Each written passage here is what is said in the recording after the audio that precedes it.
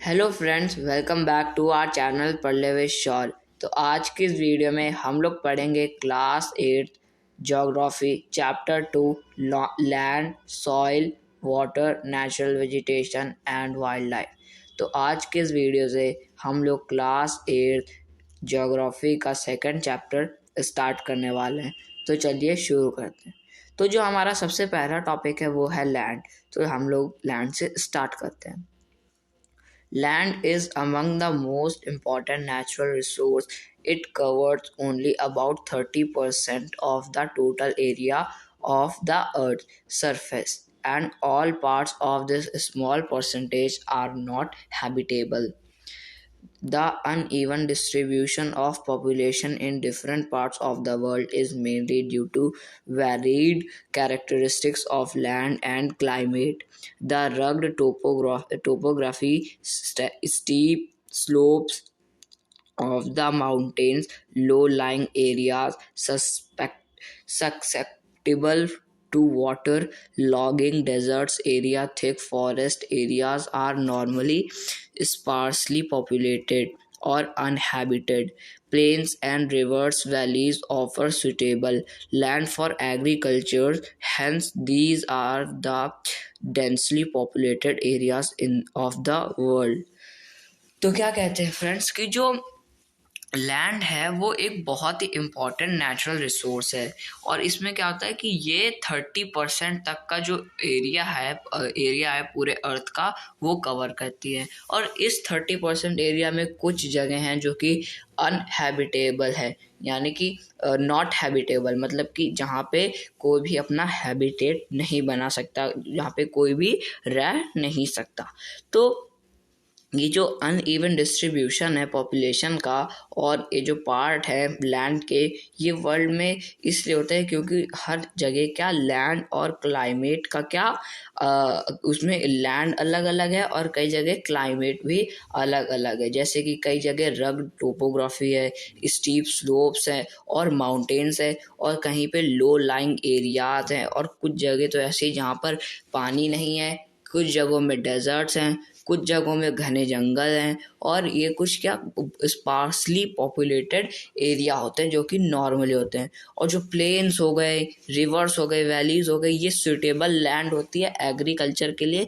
तो यहाँ पर लोग डेंसली पॉपुलेटेड होते हैं। तो क्या मतलब ये कि जो रग्ड टोपोग्राफी होती है, यानी कि जहाँ की मिट्टी रग्ड होती है, और जो स्टीप स्लोप्स होते हैं, जैसे कि जो ढलान का क्षेत्र होता है या पहाड़ी इलाका होता है, और जहाँ जो लो लाइंग एरिया होता है या जहाँ पर पानी की कमी होती है, डेजर्ट या जंगल, ये सब में स्पार्सली पॉपुलेटेड यानी कि कम पॉपुलेटेड होता है, यहाँ पे कम लोग रहते हैं। और जो वैली हो गई पूरी, या फिर नदी के किनारे वाला एरिया हो गया, तो यहाँ पे क्या डेंसली पॉपुलेटेड होती है, डेंसली पॉपुलेशन होती है। क्यों?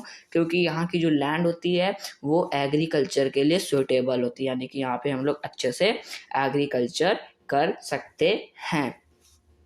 तो फ्रेंड्स, ये जो हमारा टॉपिक है तो कंप्लीट हो चुका है। अब जो हमारा नेक्स्ट टॉपिक है वो है लैंड यूज़। तो इसे भी हम लोग स्टार्ट करते हैं। Land is used for different purposes such as agriculture, forestry, mining, building houses, roads, and setting up of industries. This is commonly termed as land use. Can you list out the different ways in which members and Peter's family use their land? The use of the land is determined by physical factors such as topography, soil, climate, minerals, and availability of water. Human factors such as population and technology are also important determinants of land use pattern. Land can also be classified on the basis of ownership as private land and community land. Private land is owned by individuals, whereas community land is owned by the community of common uses like collection of fodder, fruits, nuts, or medicinal herbs. These community lands are also called common property resources. तो क्या कहते हैं friends कि जो land different different purposes के लिए use होती है, जैसे कि एग्रीकल्चर, फॉरेस्ट्री, माइनिंग, बिल्डिंग या हाउस या रोड या इंडस्ट्री बनाने में, तो इसे क्या हम लोग एक टर्म दे देते हैं क्या, लैंड यूज़। और जो लैंड होती है वो उसको डिटरमाइन करा जाता है इसके फिजिकल फैक्टर से, जैसे कि टोपोग्राफी हो गया, सॉइल हो गई, क्लाइमेट हो गया, मिनरल्स हो गए, और उसमें उस जगह में कितनी अवेलेबिलिटी ऑफ वाटर है। यानी कि एक बार फिर से समझते हैं, इस मतलब कि उस लैंड को डिटरमाइन कैसे करते हैं, उस लैंड को हम लोग डिटरमाइन करते हैं उसके फिजिकल फैक्टर देख के। फिजिकल फैक्टर मतलब कि टोपोग्राफी, सॉइल उसकी मिट्टी कैसी है, क्लाइमेट, मिनरल्स और पानी की व्यवस्था कैसी है, अवेलेबिलिटी ऑफ वाटर कैसा है। तो ये सब देख करके, ये फिजिकल फैक्टर देख करके हम लोग लैंड को डिटरमाइन करते हैं।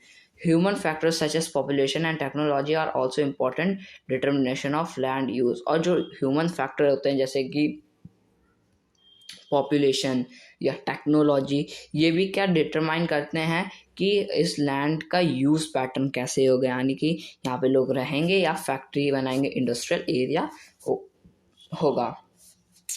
तो जो लैंड है उसको भी हम लोग दो टाइप मतलब कि क्लासिफाइड करते हैं, जैसे कि एक तो होता है ओनरशिप के, जिसे हम लोग प्राइवेट लैंड कहते हैं या कम्युनिटी, और एक होता है कम्युनिटी लैंड। तो जो प्राइवेट लैंड होता है वो एक इंडिविजुअल के द्वारा क्या ओन करा जाता है। क्या, एक बार फिर से समझते हैं, देखो लैंड को हम लोग क्या क्लासिफाई करते हैं ओनरशिप के मामले में। ओनरशिप मतलब कि जैसे एक कैसे मतलब कि एक हम लोग लैंड को कर देंगे क्या, प्राइवेट लैंड या फिर कम्युनिटी लैंड।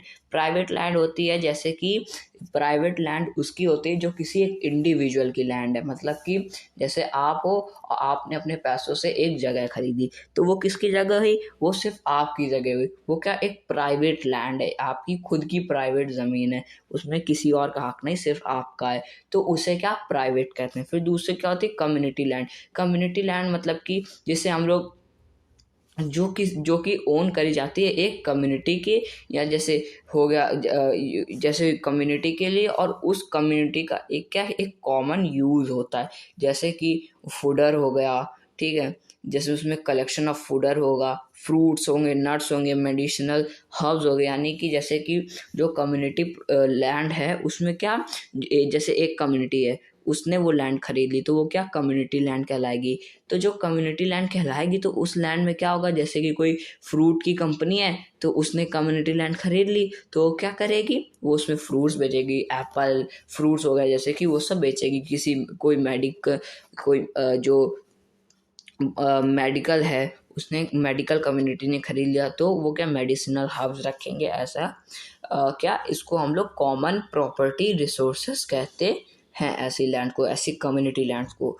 और क्या होता है, people and their demands are even growing but the availability of land is limited. यानी कि जो पीपल्स होते हैं, लोग, और उनकी डिमांड होती है वो हमेशा बढ़ती जाती है, लेकिन जो अवेलेबिलिटी ऑफ लैंड होती है वो लिमिटेड ही होती है, वो ज़्यादा नहीं होती, वो जितनी कल थी उतनी आज भी रहेगी। The quality of land also differ from place to place.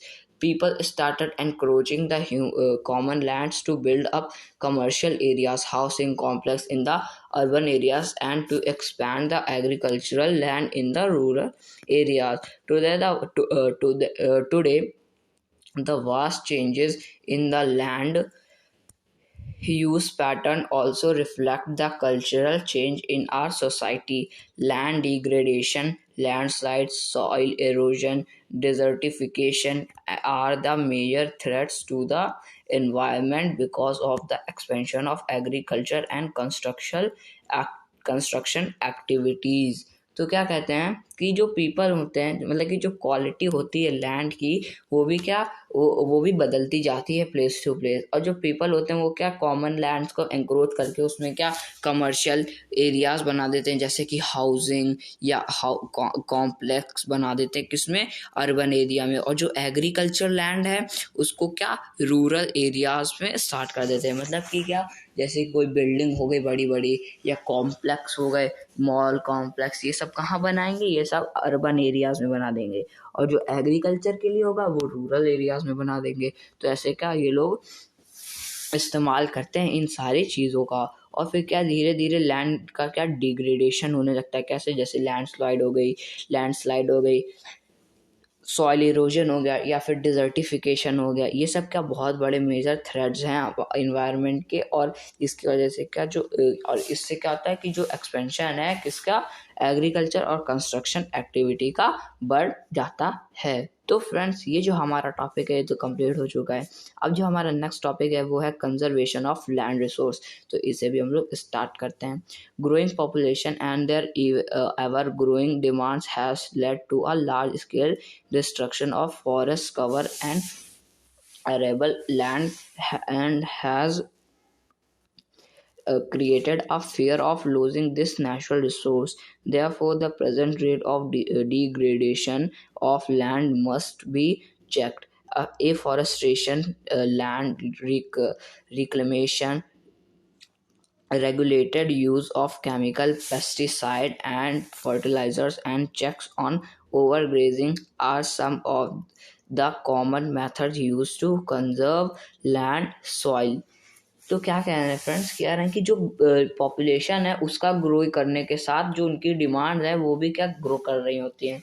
और उनकी डिमांड्स क्या हमारे जो लैंड है लार्ज स्केल का क्या डिस्ट्रक्शन कर सकते हैं, हमारे फॉरेस्ट को और हमारे एरेबल लैंड को क्या ये लार्ज स्केल का क्या डिस्ट्रक्शन कर सकती हैं, जिसकी वजह से क्या हम लोग अपने नेचुरल रिसोर्स को खो सकते हैं। इसका हमें क्या डर है कि हम लोग अपने नेचुरल रिसोर्स को खो सकते हैं। तो जो प्रेजेंट रेट में जो डिग्रेडेशन है लैंड का, इसे क्या चेक करना चाहिए। और जो एफॉरेस्टेशन है, लैंड रिक्लेमेशन और इसको, और जो regular use of chemical pesticides है, फर्टिलाइजर्स हैं, इनको क्या चेक करना चाहिए। और जो ओवर ग्रेजिंग है, ये सब कुछ कॉमन फैक्टर हैं जिन्हें क्या कॉमन मेथड्स भी हैं जिनमें यूज़ करके हम लोग लैंड को क्या कंजर्व कर सकते हैं, अपने लैंड रिसोर्स को। तो फ्रेंड्स, ये जो हमारा टॉपिक है तो कंप्लीट हो चुका है। अब जो हमारा नेक्स्ट टॉपिक है वो है सॉइल। तो इससे भी हम लोग स्टार्ट करते हैं। The thin layer of grainy substance covering the surface of the earth is called the soil. It is closely linked to land. Landform determine the type of soil. Soil is made up of organic matter, minerals, and weathered rocks found on the earth. This happens through the process of weathering. The right mix of minerals and organic matter make the soil fertile. तो क्या कह रहे हैं friends कि जो एक thin layer होती है ग्रेनी सब्सटेंस की, जो कि लैंड को अर्थ की लेयर को क्या मतलब कि अर्थ को क्या कवर करती है, उसे क्या हम लोग सॉइल कहते हैं। ठीक है। और ये क्लोजली लिंक रहती है किससे, लैंड से। जो लैंड फॉर्म होते हैं डिटरमाइन करते हैं कि वहाँ की टाइप ऑफ सॉइल कैसी होगी। जो सॉइल होती है वो बनती है किससे, ऑर्गेनिक मैटर से, मिनरल से, वेदर रॉक से, जो कि कहाँ हमारे अर्थ में मिलती है। और ये इसलिए होता है क्योंकि जो प्रोसेस ऑफ वेदरिंग है इसकी वजह से ये हो जाता है। और जो right mix of minerals, organic matter है, ये सॉइल को क्या फर्टाइल बना देते हैं। तो फ्रेंड्स, ये जो हमारा टॉपिक है तो कंप्लीट हो चुका है। अब जो हमारा नेक्स्ट टॉपिक है वो है फैक्टर्स ऑफ सॉइल फॉर्मेशन। तो इसे भी हम लोग स्टार्ट करते हैं। The major factor of soil formation are the nature of the parent rock and climate factors. Other factors are the topography, role of organic material, and time taken for the composition of soil formation. All these differ from place to place. तो क्या कह रहे हैं friends कि जो major factor होता है soil formation का वो होता है नेचर ऑफ पेरेंट रॉक और क्लाइमेट फैक्टर्स का। और जो अदर फैक्टर्स होते हैं जैसे टोपोग्राफी हो गया, ऑर्गेनिक मटेरियल्स हो गया, ये क्या टाइम टेकिंग होते हैं और इससे क्या कंपोजिशन ऑफ सॉइल फॉर्मेशन होता है। और जितने भी सब थे ऑल दिस, ये सब क्या अपने में क्या डिफरेंट है प्लेस टू प्लेस। तो फ्रेंड्स, ये जो हमारा टॉपिक है तो कंप्लीट हो चुका है। अब जो हमारा नेक्स्ट टॉपिक है वो है degradation of soil and conservation. तो इसे भी हम लोग स्टार्ट करते हैं। कंजर्वेशन मेजर्स, तो इसे भी हम लोग स्टार्ट करते हैं। Soil erosion and depletion are the major threats to soil as a resource. Both human and natural factors can lead to lead to degradation of soil. Factors which lead to soil degradation are deforestation, overgrazing, overuse of chemical fertilizer or pesticides, rainwash, landslides, and floods. Some methods of soil conservation are listed below. तो क्या कह रहे हैं, जो soil erosion है और जो depletion है, ये क्या मेजर थ्रेट देख सकता है कि इसको हमारी सॉइल, जो कि एक हमारे लिए रिसोर्स है, वो जो ह्यूमन और नेचुरल फैक्टर्स है वो भी क्या सॉइल डिग्रेडेशन से क्या फेस कर रहे हैं. जो फैक्टर्स होते हैं जो कि सॉइल डिग्रेडेशन या डिफॉरेस्टेशन, ओवर ग्रेजिंग और overuse of chemical fertilizer या पेस्टिसाइड, रेन वॉश, लैंडस्लाइड, इसकी वजह से क्या इसकी वजह से क्या हमें क्या रेन वॉश मिलता है, लैंडस्लाइड होती है और फ्लड्स भी आ जाते हैं. तो हमें क्या अपने जो कुछ सॉइल कंजर्वेशन है उनके कुछ मेथड दिए गए यहाँ पे नीचे, तो इसको हम लोग पढ़ते हैं. तो हमारा सबसे पहले जो मेथड है वो है मल्चिंग. तो इसे भी हम लोग पढ़ लेते हैं. The bare ground between plants is covered with a layer of organic matter like straw. It helps to retain soil moisture. तो क्या कहना है कि जो एक बेयर ग्राउंड होता है प्लांट्स और between plants is covered with a layer of organic matter like straw. यानी कि जो बेयर ग्राउंड होता है उसमें क्या होता है कि जो प्लांट्स होते हैं वो एक लेयर ऑफ ऑर्गेनिक मैटर से कवर होते हैं जैसे कि स्ट्रॉ. और ये हेल्प करता है सॉइल को कि उसके अंदर जो उसका मॉइस्चर है वो रिटेन रहे, वो बना रहे. और जो हमारा नेक्स्ट सेकंड मेथड है वो है कंटोर बैरियर्स. तो इसे भी हम लोग पढ़ते हैं. Stone, grass, soil are used to build barriers along contours. Trenches are made in front of the barriers to collect water. तो क्या कह रहे हैं फ्रेंड्स कि जो कॉन्टोर बैरियर्स होते हैं उसमें क्या होता है कि जो स्टोन्स हो गए, ग्रास हो गए, सॉइल होते हैं, इनको क्या इस्तेमाल करा जाता है ताकि इस्तेमाल करा जाता है एक बैरियर बनाने के लिए, और वो क्या कॉन्टोर से होता है. और जो ट्रेंचेस होती है वो बनाई जाती हैं बैरियर्स के सामने ताकि वो क्या वाटर को क्या कलेक्ट कर सकें. फिर हमारा थर्ड जो मेथड है वो है रॉक डैम. तो इसे भी हम लोग पढ़ते हैं. Rocks are piled up to slow down the flow of water. This prevents gullies and further soil loss. तो क्या कहते हैं कि जो रॉक्स होता है और जो पाइल होती है इनको क्या स्लो डाउन करा जाता है जिसकी वजह से क्या पानी बहता है, और ये प्रिवेंट्स करती जो गलीज होती है जिससे क्या सॉइल लॉस होने का खतरा कम हो जाता है. फिर हमारा फोर्थ क्या है, टेरेस फार्मिंग. टेरेस फार्मिंग तो सब हम लोग जानते हैं. इसमें क्या होता है कि जो एक माउंटेन होता है उसको क्या काट दिया जाता है बीच से, मतलब काटा नहीं जाता उसको, क्या उनमें टेरेस बना दिए जाते हैं और और उन टेरेस में क्या हम लोग फार्मिंग कर देते हैं. तो उसी को क्या हम लोग टेरेस फार्मिंग कहते हैं. ये आप लोगों ने भी कई बार मूवीज में देखा होगा, मैंने भी इसको कई बार देखा है, जानता हूँ अच्छे से. फिर फिफ्थ जो है हमारा पांचवा वो है इंटर क्रॉपिंग. तो इसे भी हम लोग पढ़ लेते हैं.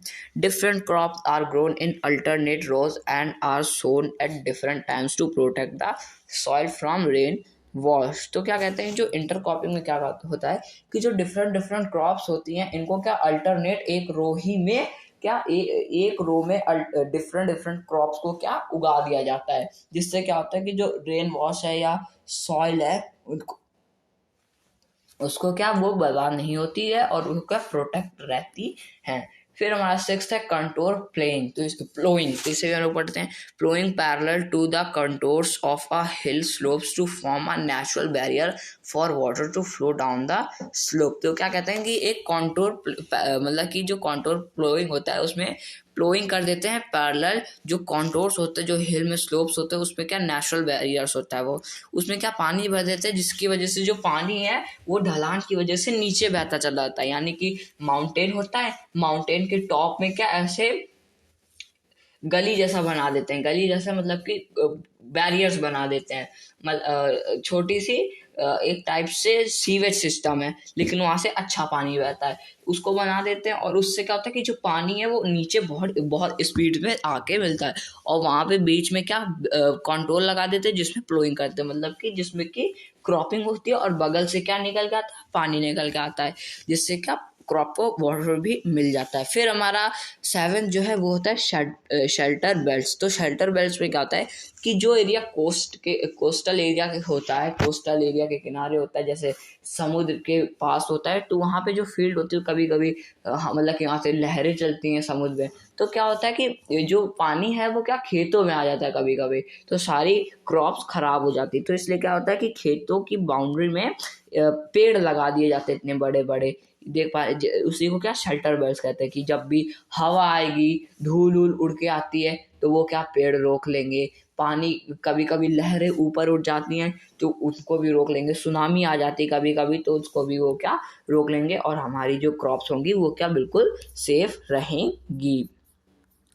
तो फ्रेंड्स, ये जो हमारा टॉपिक है ये तो कंप्लीट हो चुका है। अब जो हमारा नेक्स्ट टॉपिक है वो है वाटर। तो इसे भी हम लोग स्टार्ट करते हैं। Water is a vital renewable natural resource. 3/4 of the Earth's surface is covered with water. It is therefore appropriately called the water planet. It was in the primitive oceans that life began almost 3.5 billion years back. Even today, the ocean covers 2/3 of Earth's surface and support a rich variety of plant and animals. The ocean water is, however, saline and not fit for human consumption. Fresh water accounts for only about 2.7%.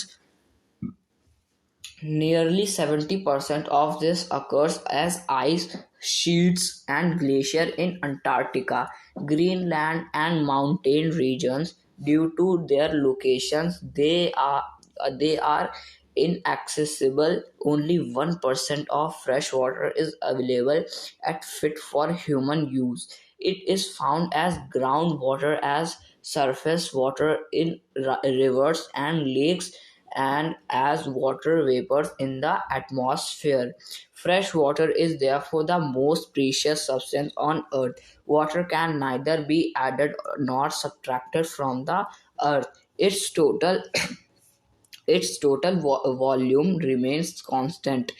Its abundance only seems to vary because it is in air and land and back again through the process of evaporation, precipitation, and runoff. This, as you already know, is referred to as the water cycle. तो क्या कहते हैं friends, जो water है वो एक बहुत ही बड़ा वाइटल रिन्यूएबल नेचुरल रिसोर्स है। ये अर्थ सरफेस का 3/4 पार्ट कवर करता है। यानी कि अगर अर्थ के 4 पार्ट करे जाएं तो उन 4 पार्ट्स में से 3 पार्ट में तो पानी भरा है। यानी कि अर्थ के 4 पार्ट में खाली हम लोग एक पार्ट में रहते हैं, और 3 पार्ट में क्या पानी भरा हुआ है। इसलिए क्या अर्थ को हम लोग water planet, blue planet, unique planet भी कहते हैं। तो जो बात है वो है कम से कम 3.5 बिलियन ईयर्स बैक, यानी उससे पहले। तो जब ओशियंस कवर करते थे 2/3 ऑफ द अर्थ सरफेस, और वो क्या एक बहुत ही रिच वैरायटी थी किसकी, एनिमल लाइफ की। फिर क्या होता है, ओशन जो होता है वो क्या, ओशन का जो पानी होता है वो कैसा होता है, सलाइन होता है। सलाइन मतलब कि नमकीन होता है, इसमें बहुत ही ज़्यादा सॉल्टी वाटर होता है। तो वो क्या ह्यूमन के लिए कंजप्शन नहीं होता, यानी ह्यूमन उसका इस्तेमाल नहीं करते। तो हम लोग पानी कितना पीते हैं, तो हमारी अर्थ में ओनली 2.7% पानी है जो कि हम लोग पी सकते हैं। और इस 2.7% का 70% पानी आइस शीट्स में है, ग्लेशियर में है, जो कि अंटार्कटिका और ग्रीनलैंड में क्या है। यानी कि क्या कहते हैं कि जो 2.7% पानी जो हमारे लिए पीने के लिए है, उसका 70% वाटर तो खाली बर्फ ही है। मतलब बर्फ है, 2.7% का 70% पानी बर्फ है। और जो अर्थ में कितना 70% पानी है, उस 70% का हम लोग खाली 1% ही इस्तेमाल कर सकते हैं। समझ रहे हैं, यानी कि अर्थ में 70% पानी है और उस 70% में 2.7% हम लोग इस्तेमाल कर सकते हैं, और उस 2.7% का 70% बर्फ है, और बाकी जो बचा है वो क्या खाली 1% है, वो हम लोग खाली पी सकते हैं। यानी कि अर्थ में जितना भी सलाइन वाटर है, अर्थ का पानी जितना भी है, उस पानी का हम लोग खाली 1% वाटर पीते हैं। अब समझ में आया होगा कि ये सब लोग क्यों कहते हैं सेव वाटर सेव लाइफ, है ना। अब पता चला कि खाली हम लोग 1% पानी को क्या इस्तेमाल कर सकते हैं, और जो 1% पानी है वो भी कैसा है, जो कि ग्राउंड वाटर है। ये हम लोग के घर पे नहीं रखा है 1% पानी, जो कि ज़मीन के अंदर, जो कि हैंड पंप से बाहर आता है, समरसेबल पंप से बाहर आता है, और जो रिवर्स में बह रहा होता है पानी, वो भी क्या, वो भी हमारा पानी, वो भी क्या 1% में इंक्लूड होता है। और जो फैक्ट्री से गंदा पानी जा कर के किस में नदी में चला जाता है, वो 1% पानी को ख़राब कर रहे होते हैं, और किसी को नहीं, वो खाली 1% पानी को ही क्या ख़राब कर रहे होते हैं, जो कि हमारे लिए क्या पीने के लिए बहुत ही ज़्यादा एसेंशियल है, जो कि क्या खाली उतना ही पानी, और हम लोग उसी पानी को क्या ख़त्म कर रहे हैं। Fresh water is therefore the most precious substance on earth. इसलिए क्या कहा जाता है, जो फ्रेश वाटर होता है, जो कि पीने योग्य पानी होता है, उसको क्या बहुत ही ज़्यादा मोस्ट प्रीशियस सब्सटेंस कहा जाता है। कहाँ पे, अपनी अर्थ में। तो अब समझ में आया होगा कि क्यों हम लोगों को पानी बचाना चाहिए, क्यों हम लोगों को नहीं बनाना चाहिए। देखो यहाँ पे एक चार्ट भी दिया गया, उसको पहले हम लोग रीड कर लेते हैं, बाद में इस चार्ट देखेंगे। Humans use huge amounts of water not only for drinking and washing but also process of production. Water for agriculture, industry, generating electricity through reservoirs of dams are the other uses. Increasing population, rising demands for food and cash crops, increasing urbanization, and rising standards of living are the major factors leading to shortage in supply of fresh water, either due to drying up of water resources or water pollution. तो क्या कहते हैं, जो human है वो क्या बहुत ही huge amount of water को क्या इस्तेमाल करते हैं पीने और कपड़े धोने के लिए नहीं, और भी क्या, और भी प्रोसेस जैसे प्रोडक्शन के लिए, जैसे कि एग्रीकल्चर, इंडस्ट्री और इलेक्ट्रिसिटी जनरेशन में भी लगता है कई सारा पानी। पानी से भी आपको पता होगा, पानी से भी क्या हम लोग इलेक्ट्रिसिटी बना सकते हैं। डैम्स में लगता है, ऐसे बहुत सारी, जैसे क्रॉप्स हो गई, और अर्बनाइजेशन में जैसे राइजिंग स्टैंडर्ड ऑफ लिविंग हो रहा है, तो इनमें भी क्या बहुत सारे मेजर फैक्टर्स होते हैं जिनमें हम लोग पानी का इस्तेमाल कर रहे हैं। और वो कौन सा पानी है, जो कि दुनिया में 1% जो फ्रेश वाटर है हम लोग उसका इस्तेमाल कर रहे हैं, और किसी का नहीं कर रहे हैं। तो यहाँ पे जो हमारा चार्ट दिया गया है, यहाँ पे बताया जाता है कि हर इंडियंस डेली का 150 लीटर्स तो पानी ऐसे बर्बाद कर देते हैं, यानी कि इस्तेमाल करते हैं। कैसे, जैसे कि पहला क्या, ड्रिंकिंग, पानी पीना। पीने में एक आदमी का है डेली का, डेली आप कितना पानी ख़त्म करते हैं। तो पहला क्या है, ड्रिंकिंग में क्या है कि 3 लीटर पानी दिन में रोज़ आदमी पी ही जाता है। गर्मियों में तो ज़्यादा, अभी तो ठंडी चल रही है तो ठंडियों में तो कम ही पीते हैं, लेकिन गर्मियों में बहुत ज़्यादा पी लेते हैं।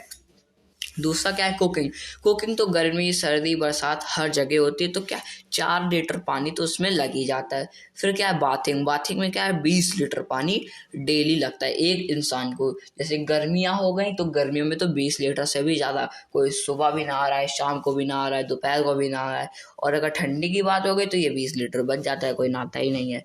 फिर क्या है, फ्लशिंग में 40 लीटर पानी ख़त्म होता है। और वॉशिंग क्लॉथ, कपड़े धोने में भी 40 लीटर पानी क्या एक इंसान दिन में ख़त्म कर देता है। और बर्तन धोने में 20 लीटर पानी ख़त्म होता है, और गार्डनिंग करने में 23 लीटर पानी ख़त्म हो जाता है। यानी कि टोटल करें तो एक इंसान एक दिन में 150 लीटर पानी ख़त्म कर देता है। और वो कौन सा पानी है, जो कि फ्रेश वाटर है, यानी कि जो हम लोग पीते हैं, जो खाली अर्थ में 1% है, उसका हम लोग रोज इतना सारा पानी खत्म कर रहे हैं। और ये तो खाली एक इंसान का है। इंडिया में कितने 140 करोड़ लोग रहते हैं, 140 करोड़ इंडिया में, और बाकी सारे देशों का मिला लिया जाए तो ये तो खाली एक एवरेज है। एवरेज कैसे निकालते हैं? सबसे बड़े नंबर को सबसे छोटे नंबर से माइनस कर दो, एवरेज आ गया। और जो एक्चुअल होता होगा कि कितना ख़त्म होता होगा, तो आप अंदाज़ा लगा लीजिए कि हम लोग 1% का कितना ख़त्म कर रहे हैं। लेकिन वो 1% अभी तक ख़त्म नहीं हो पा रहा। क्यों? क्योंकि पानी बहुत है। वो 1% जो पानी आपको बताया जाता है वो एक्चुअली बहुत ज़्यादा पानी है। आप देख लोगे तो आपका दिमाग ख़राब हो जाएगा। कहा जाता है पानी बचाओ पानी बचाओ, लेकिन फिर भी हम लोगों को इसको क्या सीरियस लेना पड़ेगा और हम लोगों को क्या पानी बचाना पड़ेगा। तो फ्रेंड्स, ये जो हमारा टॉपिक है तो कंप्लीट हो चुका है। अब जो हमारा नेक्स्ट टॉपिक है वो है प्रॉब्लम्स ऑफ वाटर अवेलेबिलिटी। तो इसे भी हम लोग स्टार्ट कर लेते हैं। There is scarcity of water in many regions of the world. Most of Africa, West Asia, South Asia, parts of Western USA, Northwest Mexico, parts of South America, and entire Australia are facing shortage in fresh water supply. Countries located in climatic zone most susceptible to droughts face great problems of water scarcity.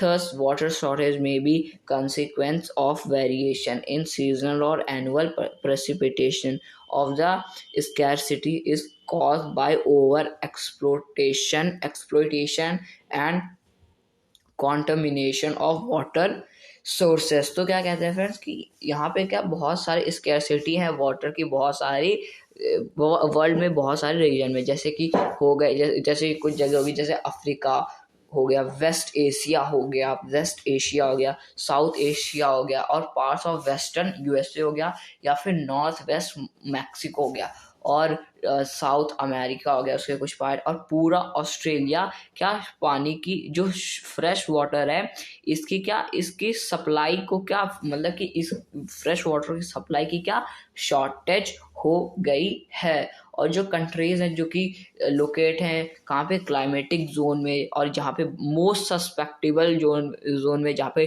Droughts पड़ती रहती हैं और वहाँ पे water की scarcity, water की problem आती रहती है। तो यहाँ पे क्या वाटर की जो शॉर्टेज से जो वहाँ के कॉन्सिक्वेंसेस होते हैं, यानी कि वहाँ के जो रिजल्ट्स होते हैं वो क्या बहुत ही ज़्यादा सीजनल और एनुअल प्रेसिपिटेशन, और जो उसमें स्कैरसिटी होती है वो क्या एक्सप्लोइटेशन और कंटामिनेशन वाटर सोर्स की क्या कर देती है।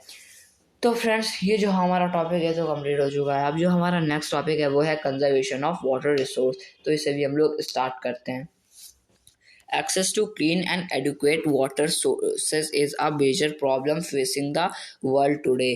Steps have to be taken to conserve this dwindling resources. Even though water is renewable resource, its overuse and pollution make it unfit for use. Discharge of untreated or partially treated sewage, agricultural chemicals, and industrial influence in water bodies are major contaminants. They pollute water with nitrates, metals, and pesticides।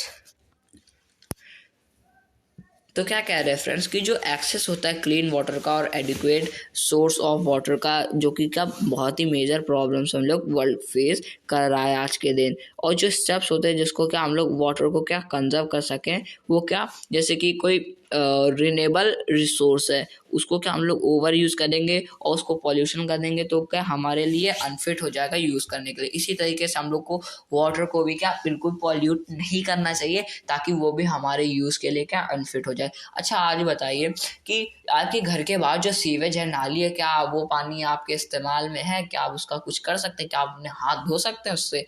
नहीं ना। क्यों? क्योंकि वो क्या है, वो एक polluted water है, यानी कि क्या वैसा वाटर जिसमें पॉल्यूशन मिल चुका है, मतलब काफ़ी गंदे गंदे कण मिल चुके हैं, और बिल्कुल, और नाली का पानी देख लीजिए तो बिल्कुल कैसा है, एकदम काला, मतलब पता नहीं क्या है, कैसा कितना पॉल्यूट करा हम लोगों ने उसको कि वो पानी पूरा काला हो गया। ये आप फोटो में देख लीजिए, क्या आपको क्या एक बहुत बड़ा सीवर सिस्टम लग रहा होगा। क्यों पानी इतना काला है? लग रहा होगा कि कोई बड़ी नाली है, नहीं, लेकिन ये क्या है, रिवर यमुना, ये नदी है, यमुना नदी है, यमुना नदी है, जय माँ। तो इसमें क्या कि कितनी गंदी हो गई है, इसको हम लोगों ने इतना पॉल्यूट करा कि कितनी ज़्यादा गंदी हो गई है। तो उसमें क्या लोग क्या कुछ भी मेटल डाल देते हैं, जैसे कि मेटल हो गया जो कि इसके लिए बहुत ही ज़्यादा खतरनाक होता है। नाइट्रेट हो गया, वाटर विथ नाइट्रेट्स हो गए, जो मेटल हो गए, पेस्टिसाइड्स डाल देते हैं इसमें, तो इससे क्या ये क्या अनफिट बन जाता है, जो कि they pollute water with nitrates metals and pesticides. यानी कि उसमें मेटल्स डाल देते हैं, नाइट्रेट्स डाल देते हैं और पेस्टिसाइड डाल देते हैं, जिसकी वजह से जो वाटर है वो क्या पॉल्यूट हो जाता है। Most of these chemicals are not biodegradable and reach human bodies through water. Water pollution can be controlled by treating these influents suitably before releasing them in water bodies. Water and other vegetation cover slow the surface runoff and replenish underground water. Water harvesting is another method to save surface runoff, and canals used for irrigating fields should be properly lined to minimize losses by water seepage.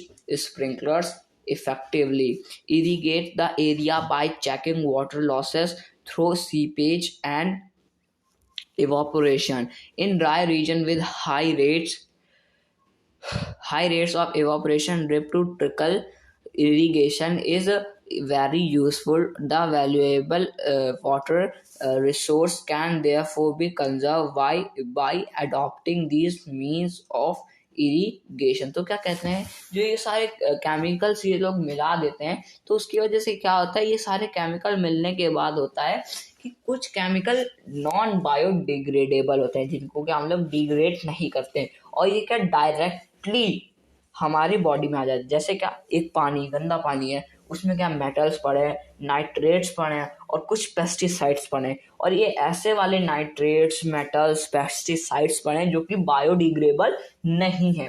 तो जब पानी आएगा तो इसे हम लोग filter करेंगे, तो क्या हम लोग के घर में आरओ होता है, तो आरओ से क्या डायरेक्ट पानी आता है। डायरेक्ट पानी आने के बाद क्या होता है कि वो मतलब कि टंकी से हमारे पानी आता है, और आरओ में आकर के क्या फिल्टर होता है कुछ पानी, और कुछ इसमें क्या आरओ में जैसे वो वाला पानी आएगा जिसमें नाइट्रेट्स मिले हैं, मेटल्स मिले हैं, पेस्टिसाइड्स मिले हैं, और वो क्या नॉन बायोडिग्रेडेबल हैं। तो वो जब आएंगे तो वहाँ आकर के क्या वो डिग्रेड ही नहीं हो पाएंगे, और वो क्या डायरेक्ट आरओ में वो क्या फिल्टर हो करके आ जाएंगे, और वो क्या कुछ नहीं जाएगा, मेटल्स, नाइट्रेट्स, पेस्टिसाइड सब उसी में रहेगा, और उसको जब हम लोग पी लेंगे तो हम लोग अनफिट हो जाएंगे, हम लोग बीमार पड़ जाएंगे, हमारी तबीयत खराब हो जाएगी।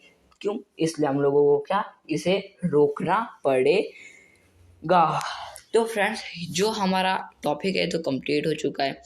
अब जो हमारा नेक्स्ट टॉपिक है वो है natural vegetation and wild life. तो इसे भी हम लोग स्टार्ट करते हैं। Some school children were visiting an exhibition on handicraft. The article in the exhibition were collected from different parts of the country. Mona picked up a bag and exclaimed, "This is a beautiful handbag." "Yes, it is made from jute." And the teacher said, "Do you see those basket lamps, shaded and chairs?" तो friends, जो topic है वो तो है हमारा natural vegetation and wild life, यानी कि इसमें हम लोग नेचुरल वेजिटेशन और वाइल्ड लाइफ में फोकस करेंगे। तो हम लोग इसी को नेचुरल वेजिटेशन से स्टार्ट करते हैं।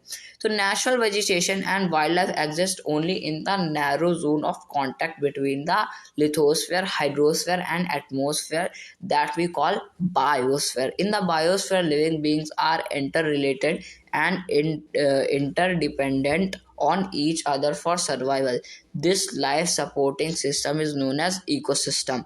Vegetations and wildlife are valuable resources. Plants provide us with timber, give shelter to animals, produce oxygen we breathe, protect soils so essential for growing crops, act as shelter belts, help in shortage of underground water, gives us fruits, nuts, latex, turpentine oil, gum, medicinal plants, and also the paper that is so essential for your studies.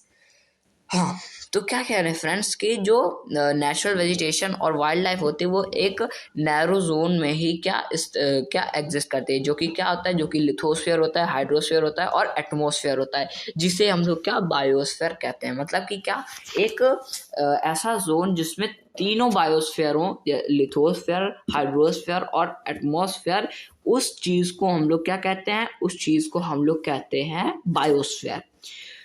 तो इसमें क्या होता है कि biosphere में जितने भी लोग रहते हैं वो क्या इंटर रिलेटेड होते हैं। कोई इसके लिए रहता है, कोई इसके लिए रहता है। अगर इनमें से एक भी चीज चली जाए तो क्या हमारे सर्वाइवल के लिए कमी पड़ जाएगी। तो इसलिए क्या होता है कि जहाँ पे एक ऐसा नैरो जोन होता है बायोस्फीयर, जहाँ पे सारे लोग इंटर रिलेटेड होते हैं और इंटर डिपेंडेंट होते हैं for the for the survival. इसको हम लोग क्या कहते हैं, इस सिस्टम को हम लोग कहते हैं इको सिस्टम। इसको हम लोग इको सिस्टम कहते हैं। इसमें क्या होता है, जो वेजिटेशंस होते हैं वो हमें प्रोटेक्ट करती हैं, हमें भी क्या, हम लोग अपनी टेक्नोलॉजी से उन्हें क्या और भी बेहतर करने की कोशिश करते हैं। There are innumerable use of plants and you can add some more, यानी कि प्लांट्स का बहुत ही जगह इस्तेमाल होता है। जैसे कि हमारी कॉपियाँ बन गई, मेडिसिनल पर्पसेस के लिए भी इस्तेमाल होता है, और क्या वुड के लिए, फ्रूट्स के लिए होता है, फ्लावर्स हमें चाहिए होते हैं वहाँ से मिलता है, गम भी हम लोगों को क्या ट्रीज से मिल जाता है, प्लांट से हम लोगों को मिल जाता है। ये तो हो गई नेचुरल वेजिटेशन की बात। अब हम लोग कर लेते हैं वाइल्ड लाइफ की बात। तो wild life includes animals, birds, insects as well as the aquatic life forms. They provide us milk, meat, hides, and wool. Insects like bees provide us honey, helps in pollination of flowers, and have an important role to play as decomposers. In the ecosystem, the bird feed on insects and act as decomposer as well. Vulture, due to its ability to feed on dead livestock, is a scavenger and considered a vital cleanser of the environment. So animals big or small are all are integral to maintaining balance in the ecosystem. तो क्या कहते हैं friends कि जो wild life होते हैं, जो कि जिनमें इंक्लूड कर ले एनिमल्स को, बर्ड्स को, इंसेक्ट को, और जो एक्वेटिक लाइफ ऑफ फॉर्म है, ये भी क्या हमारे लिए बहुत ही ज़्यादा इंपॉर्टेंट होते हैं ये सारे। तो ऐसा क्यों होता है, देखो, अगर एनिमल से क्या हम लोगों को एनिमल से मिल्क मिल जाता है, और क्या मिलता है, एनिमल से मिल्क मिल जाता है, हिट्स मिल जाता है, ठीक है, और मीट मिल जाता है, जिससे खा करके क्या हम लोग ताकतवर हो जाते हैं। प्लांट जो होते हैं वो क्या पॉलिनेशन करते हैं, जिसके बीज जो होती है वो क्या प्लांट्स को हेल्प करती है ताकि वो क्या पॉलिनेशन कर सके, और उससे क्या हनी बनता है, जो हम लोग हनी भी इस्तेमाल करते हैं। फ्लावर्स निकल आता है, हम फ्लावर्स को भी क्या इस्तेमाल करते हैं। इनमें भी क्या बहुत टाइप के डिकम्पोजर भी होते हैं, जैसे कि वल्चर, जिसे हम लोग हिंदी में गिद्ध भी कहते हैं। तो ये क्या करता है, ये क्या डेड एनिमल्स में क्या फीड करता है, डेड एनिमल में फीड करके उनको क्या खा जाता है, और उनको खाने के बाद ये क्या एक क्लीनर की तरह क्या काम करता है, एक सफाई कर्मचारी की तरह ये क्या वल्चर हमारे लिए काम करता है। यानी कि जैसे कोई मरा हुआ एनिमल है, उसको क्या ये खा जाएगा आकर के, जिसकी वजह से क्या ये क्या एक इकोसिस्टम को क्या मेंटेन करता है। तो फ्रेंड्स, अब जो हमारा नेक्स्ट टॉपिक है वो है डिस्ट्रीब्यूशन ऑफ नेचुरल वेजिटेशन। तो इसे भी हम लोग स्टार्ट करते हैं। The growth of vegetation depends primarily on temperature and moisture. The major vegetation types of the world are grouped as forests, grasslands, scrubs, and tundra. In area of heavy rainfall, huge trees many thrive. The forests are thus associated with areas having abundant water supply. As the amount of moisture decreases, the size of trees and their density reduces. Short stunted trees and grasses grow in the regions of moderate rainfall, forming the grasslands of the world. Thorny shrubs and scrubs grow in dry areas of low rainfall. In such areas, plants have deep roots and leaves with thorny and waxy surface. reduce loss of moisture through transpiration. Tundra vegetation of cold polar regions comprise of mosses and lichens. Today there are many more people in the world than there were 2 centuries back. To feed the growing numbers, large areas of forest have been cleared to grow crops. Forest cover all over the world is vanishing rapidly. There is an urgent need to conserve this valuable resource. तो क्या कहते हैं friends कि जो growth होती है vegetation की, ये डिपेंड्स होती है प्राइमरली टेम्परेचर और मॉइस्चर के ऊपर।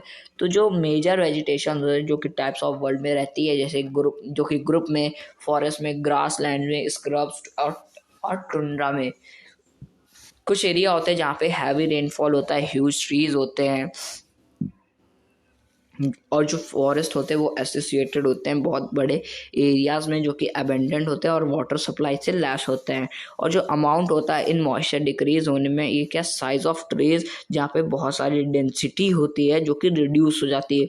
और शॉर्ट स्टर्न ट्रीज जो होते हैं वो ग्रासेस में क्या ग्रो करते हैं, और जो रीजन्स होते हैं वो क्या मॉडरेट रेनफॉल को क्या फॉर्म करते हैं, जिसकी वजह से जो ग्रास लैंड होता है वो क्या वर्ल्ड में बढ़ जाते हैं। और जो थॉर्नी श्रब्स होते हैं, स्क्रब्स होते हैं, और जो कि ड्राई एरिया में लो रेनफॉल में होते हैं, वो क्या सच एरियाज में क्या प्लांट होते हैं, और जिनकी क्या डीप रूट होती है, लीव्स थॉर्नी होती है, वैक्सी सरफेस होते हैं जो कि रिड्यूस करते हैं लॉस ऑफ मॉइस्चर का थ्रू ट्रांसपीरेशन। और जो टुंड्रा होते हैं वो क्या vegetation for cold polar regions के लिए क्या होते हैं। और जो लाइकेंस हो गए ये क्या इन्हीं सब के लिए होते हैं। और आज के दिन में क्या हो गया, बहुत सारे पीपल जो हैं वो वर्ल्ड में 2 सेंचुरी बैक ये क्या फीड करते थे नंबर ऑफ लार्ज स्केल में, जो कि फॉरेस्ट को क्या क्लियर कर चुके हैं।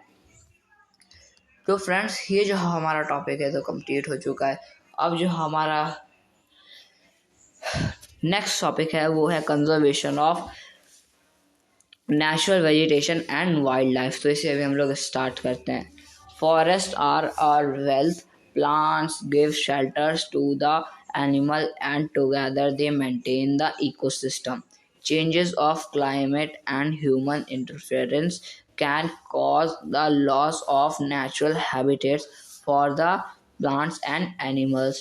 Many species have become vulnerable or endangered, and some are on the verge of extinction.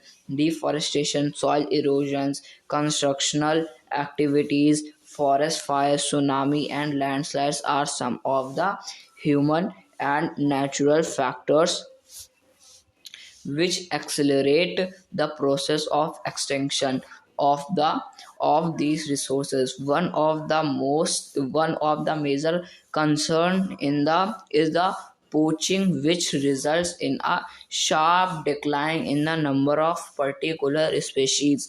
The animal are poached for collection and illegal trade of hides, skins, nails, teeth, horns, as well as feathers.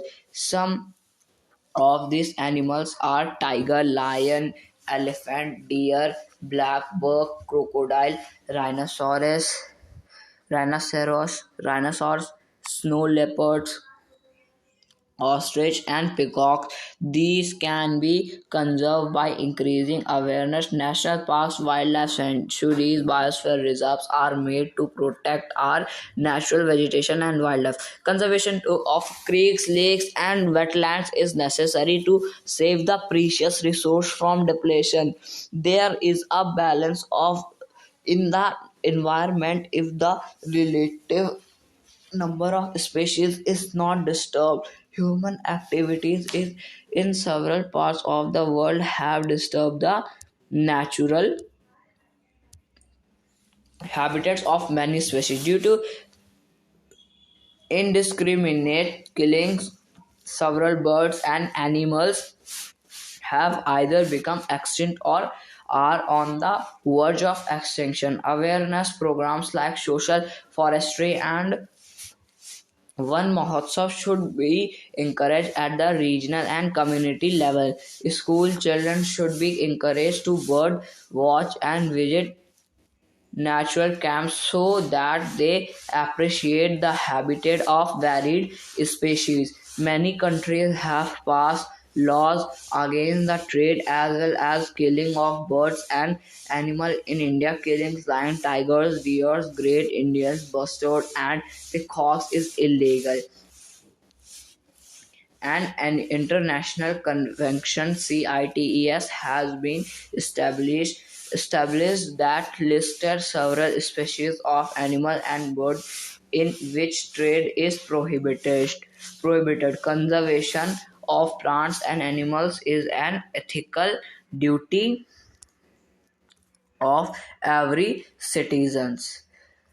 तो क्या कहते हैं friends कि जो हाँ, तो जो हम लोग लेपर्ड हो गए, स्नो, जो कि वाइल्ड एनिमल्स हो गए, उनका क्या आजकल हम लोग बहुत ही ज़्यादा शिकार करने लगे हैं, उनकी क्या डेथ होने लगी, जैसे कि ब्लैक बक हो गया, इनकी क्या आए दिन न्यूज़पेपर में खबर आने लगी। तो क्या हम लोगों को पता है ये सारे जो कि लिथोस्फीयर में रहते हैं एनिमल, जो कि फॉरेस्ट में रहते हैं, ये सब क्या हमारे लिए बहुत ही ज़्यादा एसेंशियल है। ये क्या अगर ये नहीं होंगे तो हम भी नहीं रहेंगे, हमें भी बहुत ज़्यादा दिक्कत हो जाएगी। तो इसलिए क्या हम लोगों को इनको बचा के रखना है। हम लोग क्या अनस्टॉप किलिंग कर रहे हैं, जिसकी वजह से क्या हो रहा है कि हम लोगों को बहुत ही ज़्यादा नुकसान पड़ रहा है, और बहुत ही ज़्यादा जो लार्ज वैरायटी ऑफ एनिमल्स है वो क्या एक्सटिंक्ट हो रही है, यानी कि गायब हो रही है।